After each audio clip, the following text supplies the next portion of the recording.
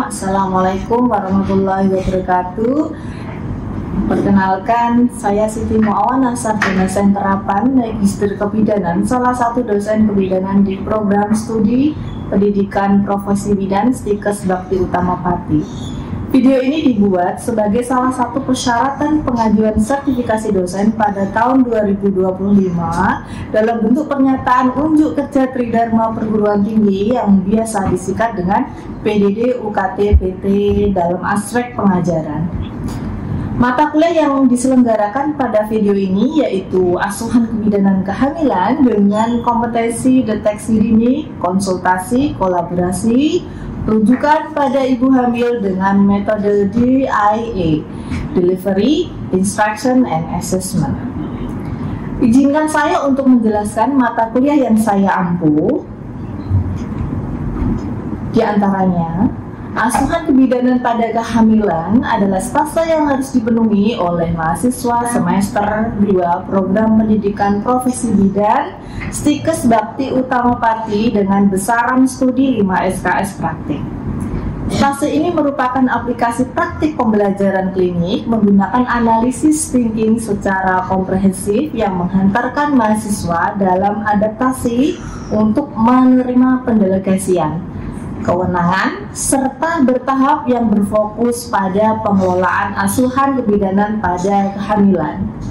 Fokus praktik asuhan kebidanan pada kehamilan adalah mengembangkan kemampuan mahasiswa berpikir kritis, logis, analisis, dan etis dalam mengaplikasikan praktek klinis kebidanan. Kemudian untuk deskripsi stase asuhan kebidanan kehamilan, setelah selesai mengikuti program pembelajaran pada stase ini, diharapkan mahasiswa mampu memahami asuhan kebidanan pada kehamilan dengan pendekatan manajemen kebidanan yang didasari pengetahuan, kemudian sikap dan keterampilan serta menyelesaikan masalah kebidanan yang berbasis natural terapi dan evidence based. Kemudian untuk capaian pembelajaran pada stase asuhan kebidanan kehamilan diantaranya dibagi menjadi dua. Yang pertama adalah capaian pembelajaran prodi yang diantaranya adalah sikap, pengetahuan, dan keterampilan umum. Kemudian yang kedua adalah CPMK, terdiri dari 3 unsur. Untuk CPMK yang pertama adalah mahasiswa mampu melakukan asuhan kebidanan pada kehamilan secara holistik, komprehensif, dan berkesinambungan yang didukung kemampuan berpikir kritis, rasionalis. Kemudian untuk CPMK yang kedua, mahasiswa mampu melaksanakan deteksi dini, konsultasi, kolaborasi, dan rujukan didukung kemampuan berpikir kritis dan rasionalisasi klinis sesuai lingkup asuhan kebidanan. CPMK yang ketiga, mahasiswa mampu melakukan penanganan awal kegawat daruratan maternal neonatal sesuai standar mutu yang berlaku. CPMK yang keempat, mahasiswa mampu melakukan pendokumentasian, asuhan, dan pelaporan pelayanan kebidanan sesuai kode etik profesi bidan. Kemudian CPMK yang kelima, mahasiswa mampu melakukan konseling, promosi kesehatan, tentang pandangan kesehatan reproduksi, kemudian kehidupan berkeluarga sehat, sampai dengan pandangan tentang kehamilan sebagai proses fisiologis. Untuk CPMK ke-6, mampu melakukan upaya pemberdayaan perempuan sebagai mitra untuk meningkatkan kesehatan perempuan, ibu, anak, dan antisipasi masalah pencegahan komplikasi dan kegawat daruratan. Kemudian ada CPMK yang ketujuh, mahasiswa mampu membuat keputusan secara tepat dalam pelayanan kebidanan berdasarkan pemikiran logis, kritis, inovatif, ya, sesuai dengan kode etik. Jadi untuk pembelajaran ini menggunakan sumber referensi, mahasiswa dapat menggunakan e-library untuk referensi. Kemudian ada modul praktek klinik, pedoman praktek klinik, artikel ilmiah yang berkaitan dengan asuhan kebidanan kehamilan sebagai sumber referensi, dan ada beberapa buku yang telah saya susun pada tahun 2022-2023 berjudul Buku Ajar Masa Antara dan Buku Asuhan Kebidanan komplementer, dan evidence based pada kehamilan. Kemudian mata kuliah asuhan kebidanan kehamilan ini menggunakan metode sinkronus ya, di mana metode pembelajaran yang digunakan adalah pembelajaran aktif yang mengutamakan peran mahasiswa dalam melaksanakan pembelajaran dengan waktu pelaksanaan adalah 1 kali 170 menit secara tatap muka di Laboratorium Stikes Bakti Utama Pati. Pertemuan dalam mata kuliah ini dilaksanakan sebanyak 14 kali pertemuan dengan bobot penilaian, diantaranya adalah 1. Pre dan post conference 10%. Kemudian yang kedua ada bedside teaching dengan instrumen DOPS 20%. BST atau bedside teaching dengan instrumen mini CX adalah 10%. Kemudian refleksi kasus adalah 5%. Kemudian selanjutnya ada case based discussion 10%, laporan lengkap 10%, portofolio 10%, dan computer based test sebanyak 25%. Kemudian untuk metode assessment dan evaluasi kegiatan pembelajaran diantaranya pre-post conference menggunakan instrumen penilaian pre-post conference, bedside teaching menggunakan instrumen DOPS dan mini CA. Kemudian yang ketiga ada case based discussion dengan penilaian formulir case based discussion, refleksi kasus menggunakan formulir penilaian refleksi kasus, seminar menggunakan formulir penilaian dari kegiatan seminar. Pada awal pertemuan kontrak pembelajaran sudah saya sampaikan kepada mahasiswa pembelajaran dalam bentuk kontrak waktu, jadi mahasiswa sudah mengetahui apa saja yang harus dipenuhi dan bagaimana cara memenuhi supaya mahasiswa tidak mengulang di semester berikutnya. Demikian informasi yang bisa saya sampaikan untuk mata kuliah asuhan kebidanan kehamilan di program studi pendidikan profesi bidan Stikes Bakti Utama Pati. Untuk berikutnya saya akan menyampaikan cuplikan proses pengajaran yang saya lakukan secara sinkronus tatap muka di laboratorium. Selamat menyaksikan. Assalamualaikum.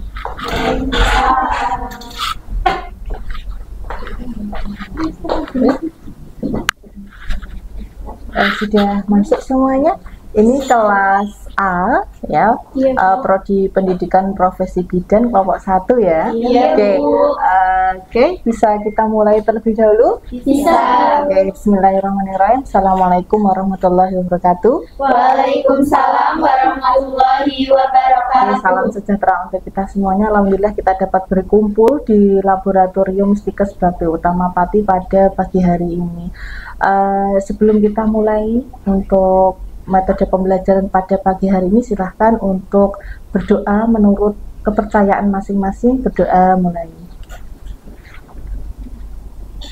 Oke, alhamdulillah ya. Sebelumnya silahkan untuk mengisi presensi terlebih dahulu ya, mahasiswa dari pendidikan profesi bidan. Silahkan diisi presensinya, nanti muter dituliskan ya. Oke, sambil menunggu teman-teman untuk mengisi link presensi ya, kita akan refresh dulu pertemuan sebelumnya.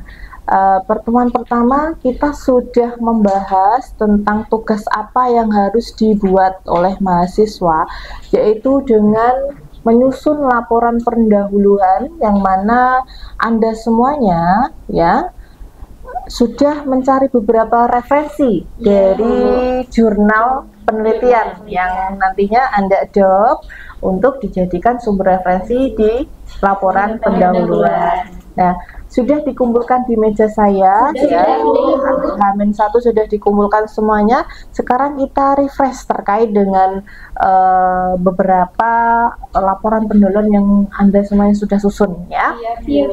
Jadi sebelumnya saya akan terangkan dulu pelaksanaan dari pre-conference ini terlaksana antara 10 sampai 15 menit. Jadi semuanya saya harap untuk kooperatif karena metode ini tujuannya untuk mempersiapkan Anda untuk menjalani pengalaman praktik di lapangan ya, di lingkungan praktik yang mana nanti juga membantu Anda untuk mengidentifikasi masalah dari pasien-pasien Anda yang Anda temukan di klinik. Ya, kemudian supaya Anda bisa lebih paham dalam merencanakan asuhan kebidanan, mengevaluasi dari hasil dan memberikan cara untuk mendiskusikan masalah yang dijumpai pada pasien. Seperti itu, bisa dipahami ya. Jadi nanti diantaranya LP yang sudah Anda bawa ini ya, nanti akan saya validasi terkait dengan identifikasi masalah-masalah pasien ya, bagaimana cara untuk perencanaan asuhan yang benar sampai dengan mempersiapkan hal-hal yang Anda temukan ya di dalam di lapangan. Oke, semuanya hadir ya. Oke, silahkan sambil dibuka LP yang sudah Anda siapkan. Oke, ada beberapa pertanyaan terkait dengan LP yang sudah Anda susun ya. Yang pertama, Mbak Elsa silahkan ya. LP yang Anda susun adalah terkait dengan deteksi dini. Iya, Bu. Deteksi dini pada ibu hamil untuk mencegah terjadinya anemia dan kekurangan gizi pada ibu hamil. Oke, Anda tahu pemeriksaan ibu hamil di kunjungan awal berarti itu mau melakukan pemeriksaan fisik ya? Iya, Bu.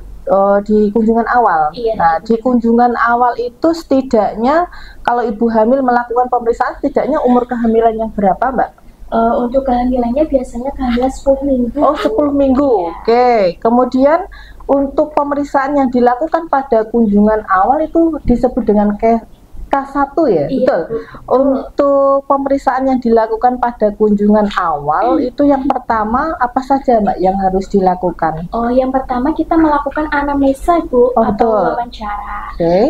Untuk wawancara sendiri ini, Ibu, yang pertama kita untuk menanyakan riwayat kesehatan pada ibu dan keluarga, meliputi riwayat penyakit, terus kebiasaan, alergi. Yang kedua kita menanyakan untuk riwayat kehamilan, Bu, untuk riwayat kehamilan dan persalinan sebelumnya jika ada, dan kita menanyakan perkiraan tanggal persalinan, Bu, atau HPL. Dan yang ketiga kita melakukan pemeriksaan personal hygiene atau kebersihan diri. Oke, kemudian untuk pemeriksaan fisik ya yang dilakukan diantaranya apa saja? Untuk pemeriksaan fisik yang pertama kita melakukan pemeriksaan berat badan, tinggi badan, pengukuran lila, pengukuran TTV, dan kita melakukan pemeriksaan denyut jantung pada adiknya atau DJJ, dan kita melakukan pemeriksaan tinggi fundus uteri. Ada pemeriksaan lila ya? Iya, Bu. Baik, Anda sudah paham ya dengan pemeriksaan yang harus dilakukan pada kunjungan awal, kemudian diantaranya kunjungan awal harus meliputi anamnesis, itu juga tidak terlewatkan ya. Kemudian untuk berikutnya, kalau untuk kebutuhan suplementasi pada ibu hamil di kunjungan awal, apa saja suplemen yang dibutuhkan? Oh ya, suplemen yang dibutuhkan seperti nutrisi, kalsium, mineral, dan vitamin ya, Bu. Oke, di antaranya suplementasinya apa tadi? Tablet FE. Tablet FE. Ya, tablet FE. Oke, minimal minumnya berapa? 90? Iya, 90 tablet ya, Bu. Oke, semuanya sudah paham ya? Oke, saya rasa sudah menguasai laporan pendahuluan yang sudah Anda susun. Berikutnya nanti kita akan melaksanakan ya metode pembelajaran dengan bedside teaching ya. Nanti untuk bedside teachingnya kita ada pembelajaran aktif dalam melakukan pemeriksaan fisik kunjungan awal ibu hamil. Jadi pembelajaran ini nanti dilakukan di samping tempat tidur ya, yang meliputi kegiatan mempelajari kondisi dari pasien Anda. Kemudian ada juga asuhan kebidanan ini tentunya akan Anda laksanakan dan didampingi oleh dosen ya. Oke.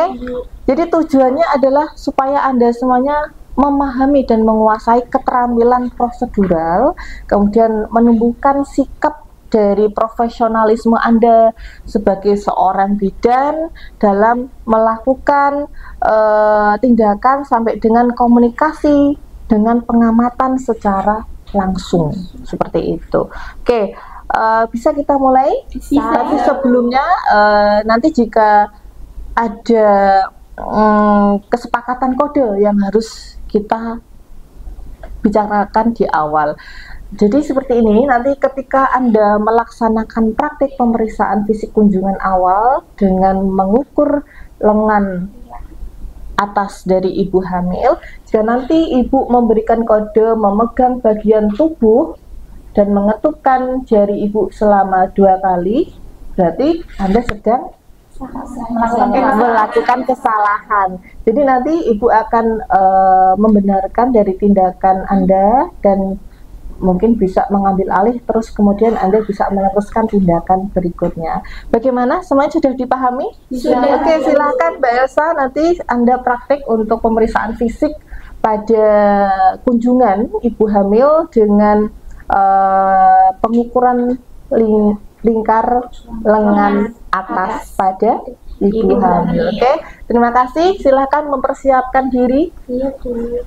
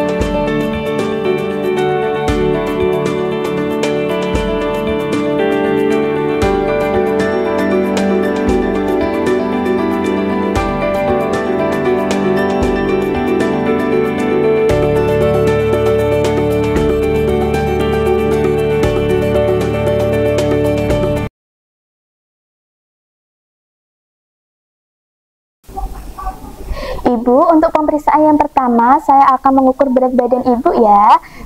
Saya bantu Bu untuk mengukur berat badan Ibu terlebih dahulu. Permisi Bu. Ibu, untuk sebelumnya, untuk sandalnya bisa dilepas ya Bu. Ini saya sudah pastikan untuk jarumnya sudah di angka 0 ya Bu. Silahkan Bu. Untuk pandangannya bisa ke depan ya Bu. Saya akan mengecek berat badan Ibu terlebih dahulu. Ini untuk berat badan Ibu 56 ya Bu. Ya. Silakan Bu, bisa dipakai lagi untuk sandalnya. Ibu, pemeriksaan selanjutnya saya akan mengukur TTV ya Bu, meliputi tekanan darah, nadi, suhu, dan pernafasan. Ibu silahkan tidur Bu, permisi Bu, saya bantu. Bu, saya kasih selimut terlebih dahulu ya Bu. Saya akan mempersiapkan alat terlebih dahulu ya Bu. Yang pertama saya akan mengukur tekanan darah Ibu terlebih dahulu.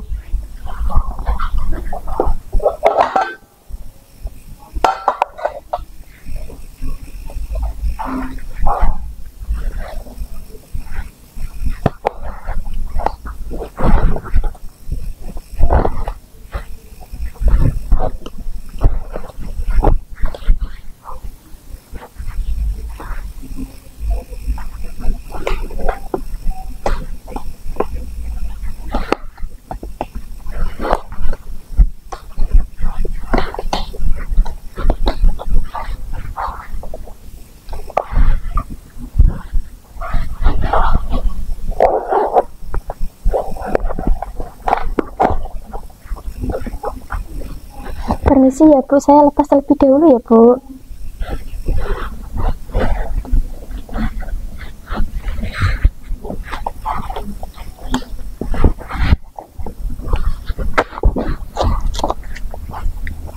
Ibu, apa ada keluhan pusing Bu? Tidak ada ya Bu. Ada riwayat tekanan darah rendah atau darah tinggi Bu sebelumnya? Tidak ada ya Bu. Saya cek terlebih dahulu ya Bu.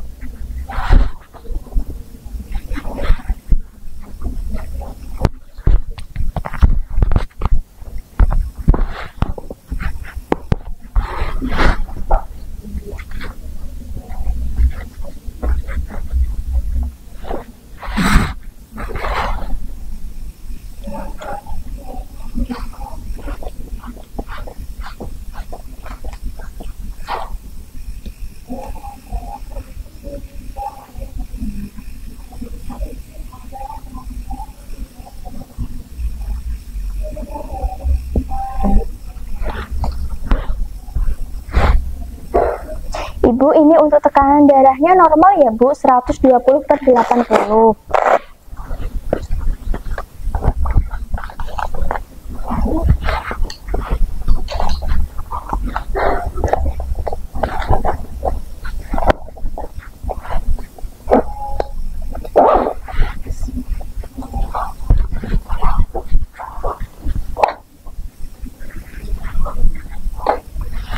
Selanjutnya saya akan mulai mengukur nadi Ibu ya Bu selama 1 menit penuh. Permisi Bu.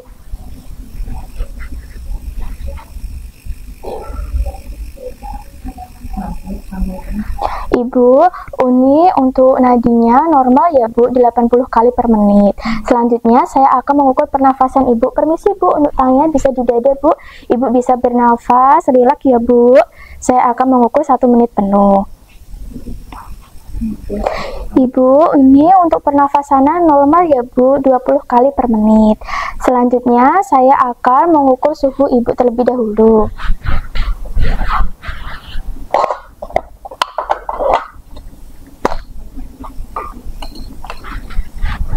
Ibu, ini permisi saya lihatkan terlebih dahulu ya Bu. Ini untuk angkanya sudah di angka 0 ya Bu. Permisi, saya akan menaruh di bagian aksila Ibu atau di ketiak Ibu ya Bu. Permisi. Ibu, tangannya bisa untuk menjepitnya. Ibu, ini setelah ditunggu, ini untuk hasilnya normal ya Bu. Ini 36,5 ya Bu, bisa dilihat. Iya.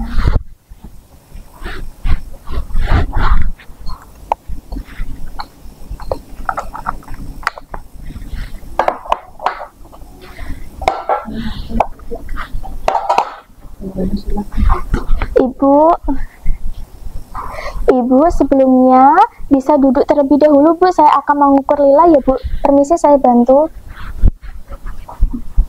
Untuk kakinya bisa. Permisi ya Bu.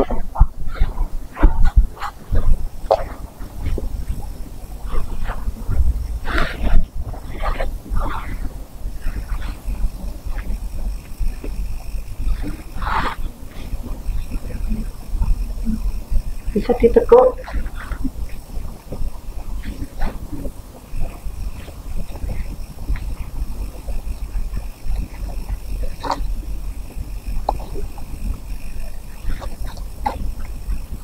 Ibu, untuk lilanya hasilnya 24 ya Bu, normal ya Bu. Masih. Ibu, ini saya sudah selesai melakukan pemeriksaan fisik pada Ibu. Untuk hasilnya, berat badan Ibu 56, suhunya tadi 36,5, dan nadinya 80 kali per menit, dan pernafasannya 20 kali per menit. Untuk hasilnya semuanya normal ya Bu, tidak ada kelainan. Nah, apakah ada yang mau ditanyakan terlebih dahulu Bu? Tidak ada. Kalau tidak ada yang ditanyakan, izinkan saya untuk mencuci tangan, membereskan alat, dan melakukan hasil dokumentasi terlebih dahulu. Terima kasih Bu, permisi. Ibu, untuk hasilnya tadi setelah saya lakukan pemeriksaan fisik pada Ibu, untuk hasilnya, untuk berat badannya tadi 56 kg ya Bu. Untuk TTV-nya tadi, tekanan darahnya 120/80, nadinya 80 kali per menit, suhunya 36,5 dan pernafasannya tadi 20 kali per menit. Untuk hasilnya lama semua ya Bu. Ibu bisa melakukan kunjungan ulang 2 minggu ke depan ya Bu. Apakah ada yang mau ditanyakan terlebih dahulu Bu? Tidak ada Bu. Tidak ada yang ditanyakan ya Bu. Baik, kalau tidak ada yang ditanyakan, saya akan melakukan dokumentasi terlebih dahulu ya Bu. Terima kasih dan jangan lupa untuk kunjungan ulangnya 2 minggu ke depan. Oke Bu. Oke, Anda sudah melaksanakan praktik pengukuran lila pada ibu hamil tadi ya Mbak Elsa ya. Bagaimana perasaannya? Perasaannya senang sama deg-degan Bu, takut. Takut ya. Tadi tindakan pengukuran lila itu tujuannya untuk apa Mbak? Tujuannya untuk mencegah stunting pada ibu dan mengetahui untuk kondisi gizi pada ibu hamil. Oh gitu ya. Terus kemudian ada nggak kendala yang tadi Anda hadapi? Ada Bu, kayaknya di waktu pengukuran lila saya salah yang pertama langsung ke Oke. Menurut Ibu, tindakan yang Anda lakukan memang sudah sesuai dengan prasat pengukuran lila, hanya saja untuk pengukuran lila harusnya tadi lengan Ibu dilipat terlebih dahulu ya, baru tadi dilakukan pengukuran. Oke, baik, setelah melakukan tindakan ya, Anda juga sudah merasakan untuk praktek secara langsung ya. Hasil dari tindakannya tadi apa? Untuk hasilnya tadi normal semua Bu. Untuk pengukuran tanda-tanda vital dalam batas normal. Kemudian untuk pengukuran lila hasilnya tadi bagaimana? Untuk pengukuran lila tadi hasilnya juga normal Bu, 24 cm ya. Jadi masih dikatakan normal untuk ukuran lengan atas pada ibu hamil. Oke, baik Mbak, tadi sudah dilakukan penilaian dengan menggunakan formulir mini CE atau kita sebut dengan mini clinical evaluation exercise. Berikut hasil nilainya. Oke, bagaimana perasaannya? Perasaannya sudah agak lega, sudah selesai. Jadi ada masukan ya di beberapa poin yang harus Anda perhatikan dalam melaksanakan asuhan kebidanan kehamilan dalam melakukan pengukuran lingkar lengan atas pada ibu hamil. Oke, terima kasih Mbak Elsa. Nanti untuk berikutnya ada ujian, Anda praktik secara langsung ya dengan metode DOPS, itu persiapkan LP ya, dan nanti akan ada validasi untuk di stase berikutnya. Terima kasih Mbak. Bu, terima kasih juga, terima kasih atas masukannya ya Bu. Saya akan lebih belajar lagi, lebih giat untuk hasilnya lebih maksimal lagi. Terima kasih Bu. Berikut adalah cuplikan pembelajaran di Prodi Pendidikan Profesi Bidan dari mata kuliah asuhan kebidanan kehamilan yang saya ampuh untuk menjadi bahan penilaian di sertifikasi dosen tahun 2025. Terima kasih, saya akhiri. Billahi taufik walhidayah. Wassalamualaikum warahmatullahi wabarakatuh.